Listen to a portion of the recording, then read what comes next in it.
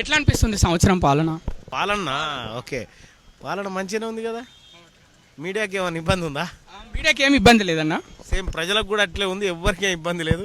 చాలా గొప్ప పరిపాలన సాగుతూ ఉంది. ఇంకో 4 ఏళ్ళు ఇంతకంటే మంచి పరిపాలన అందిస్తాం. మీకు ఎలా అనిపిస్తుంది ఒక ఎమ్మెల్సీగా? నేను సంతోషంగానే ఉన్న పరిపాలన పట్ల. మా ప్రభుత్వం కదా, ప్రజాప్రభుత్వం కాబట్టి సంతోషంగా ఉంది. అంటే విజయోత్సవాలు అంటే ఇవాటితో పూర్తి కానున్నాయి. సో ఇది ఒక్క రోజుతో ఓడిచిపోయేది కాదు, 5 ఏళ్ళు సాగుతాయి విజయోత్సవాలు.